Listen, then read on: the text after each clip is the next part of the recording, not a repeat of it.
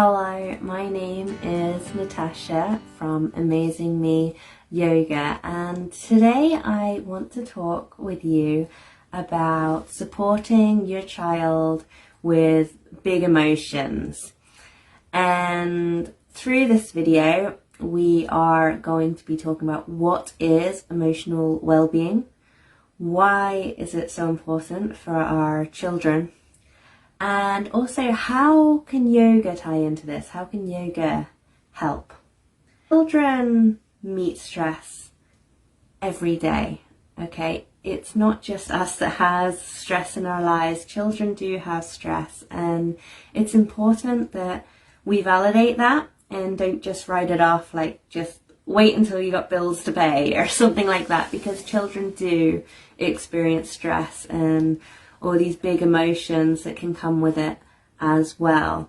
And part of looking after a child's emotional well-being is they are able to manage the stress, practice different coping skills, and it's easier then to navigate the world, navigate these changes, these challenges, and everything, you know, that goes on day to day.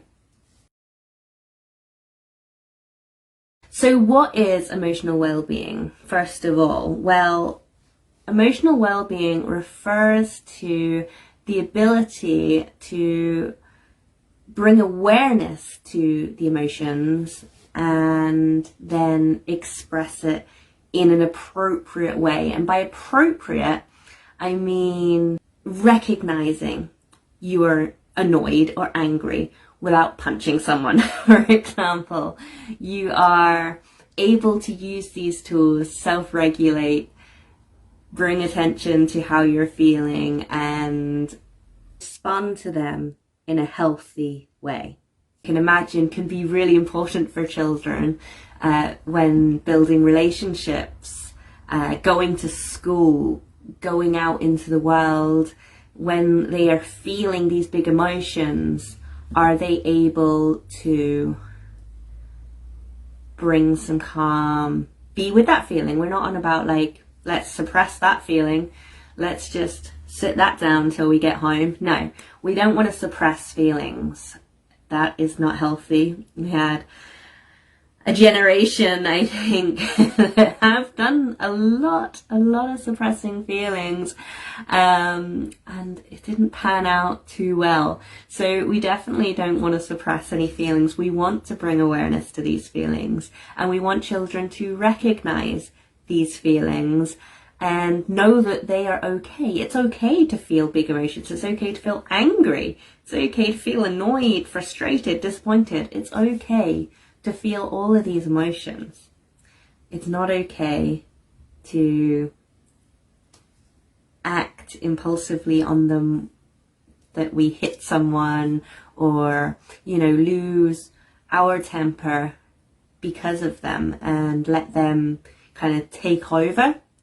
So we don't want them, you know, erupting, basically. We want to sit with our emotions, be with our emotions, and sometimes this takes a lot of co-regulation as well to lead to that self-regulation, so calming down together, which I go into a lot more about self-regulation in my free guide that is on my website, and I'll also be doing another video on that one next week. Yeah, just that they're able to handle these disappointments and frustrations, that they are able to, because we can't bubble wrap them away from all the disappointments and never gonna feel frustrated or disappointed. So we really have to help them with these coping skills so that they can manage these in a healthy way. Okay, so how can yoga come into all of this, right? So yoga is a lot more than just stretching. Alright, there's this kind of misconception sometimes that it's just stretching and breathing, and that's just not the case. That's such a small part of it. it's really about drawing the attention inward. So noticing how you are feeling. So when you are taking these stretches, for example, like noticing what is going on in your body and how you're feeling. And it is a lot of that bringing the awareness to the breath, breathing nice slow breaths in and out, noticing how you feel, how your energy levels are, how your feelings are feeling inside of you, and being able to move through it. Sometimes we need to sit with our feelings and just be with them, allowing them to just be. And then other times we need to then move through it. And we also want our children to be able to express their emotions, not just sit with how they're feeling and moving through it, but also allowing them to come out in healthy ways, not explosive ways, not where they're managing it all on their own, but expressing it. And whether this is expressing it through talking it out with a loved one or a professional, or it comes out in the form of art or something creative, or come out in our yoga practice. Yoga is a great way to express ourselves through our body, through the movement, just like a beautiful dance, right? It's all out there. We're not just bringing it in, pushing it down. We are sitting with it. We're recognizing it. We're expressing it, and we're flowing through these emotions. When we are moving in our yoga flows, we're actually moving energy. That's why sometimes when you can feel really at the beginning of a yoga practice, after you can feel lighter and just breathe a bit more easy because you've shifted something, you've moved through something. And that goes for children as well. Sometimes we need to move through it, and that could be through dancing and shaking and running and jumping, or through nice gentle yoga flow. And it really depends on where the child is that day, what they need. Okay, so children's yoga, we very much go by what the children need. So sometimes it is dancing and a little bit more high energy, and then we'll kind of wind things down.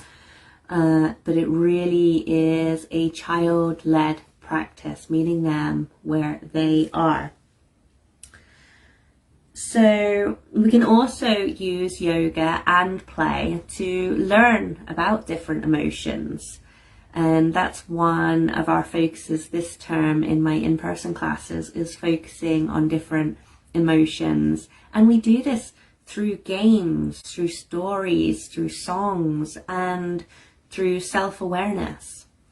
And so we can do this in a playful way. It's not just like a lecture about emotions and feelings. We're speaking to the children in their language and making it make sense for them. Okay, so that's important. Making these practices engaging and making them fun. So some practical tips for introducing yoga to your child. Start small. It could just be a couple of minutes each day, in the morning or at bedtime, in the afternoon, whenever you feel you can fit it in. I got so many different practices to share with you, which you can find easily on my website, including some meditations and things you can do before bed. You can enroll them in a yoga class, or you can even sign up to a family yoga class to practice together. I do have limited availability for online one-to-ones as well. If you want to work with your child with yoga, but they're a little bit too nervous or shy, or just don't want to be in a group environment, that's okay. Then absolutely send me a message. And just, yeah, making it part of your routine. And this doesn't have to even be daily. You could even have it as a weekly thing, just starting out. And as I said, make it fun and engaging. So in my latest blog post, I have shared 5 simple yoga poses that you can practice together for emotional well-being. And this just allows your child to just slow down, take a breath, check in with themselves, and, you know, as I say, move through things. And you might not want to do this in the middle of a tantrum, okay, but you can find somewhere in your day, and it just helps to release that stress as well. And play and fun and laughter is a great way to de-stress, but also slowing down, finding that calm. And that's why you'll see me mixing the two in my classes and in my home practice with my children and online practices. So yeah, here I have all poses. I'll tell you what they are, but really it's really the intention you bring behind it and how you practice these poses with your child. So if you do read through the blog, I will link to that in the description. And so I've got legs up the wall pose, one of my favorites. You can make this fun for younger ones by singing a song. We usually do like the Incy Wincy Spider tune, but the Incy Wincy legs climbed up the empty wall. That can be quite a fun way to do it, and just make up your own song as you go along, make it fun. And then Warrior 3, I love Warrior 3 because it is a challenging one. It takes a lot of focus, and something how we handle challenges on the mat can then come with us practicing handling challenges off the mat. So if we can see how we react with this, so this balancing pose, are we falling over and then get frustrated, getting annoyed, I can't do this? Notice that. Or can you go, okay, I'm learning, I'm getting better each time. What do I need to do here? Do I need support in this pose? Can I use the wall? Can we help each other? So noticing if you need support, and again, on the mat, off the mat, okay? Warrior 2, so this one is a great one, taking up lots of space. So sometimes when we feel these big emotions, we can just feel like hiding away, and yeah, we can feel really small, or maybe the feelings feel really big, like, but either way, this one is a powerful, taking up space, Warrior 2.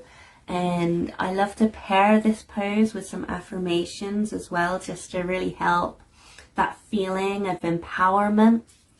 And so I've got 5 affirmations there on the blog post. One of them is, I am surrounded by love and support. And just even bring your hands to your heart now and just say that to yourself. I am supported. And I am surrounded by love and support. So give that a try now. I am surrounded by love and support. Okay, so in the pose, again, it can feel so powerful. These words, they have power. Bridge pose, I love bridge pose, and it works quite well as a metaphor, again, bridging that connection between body and mind and heart. So just bringing it all together in our practice. And I think that's a really good way to work with emotions, is when we are really in tune with ourselves. We know how we're feeling. We know how we feel it. And then we can work on how we are expressing it. And then lastly, I've got supine twist. Now, I love supine twist for just releasing that tension, slowing down, taking a breath, and just letting it go, letting it all release. It's so grounding as well. You're down close to the earth, feeling the support from the ground.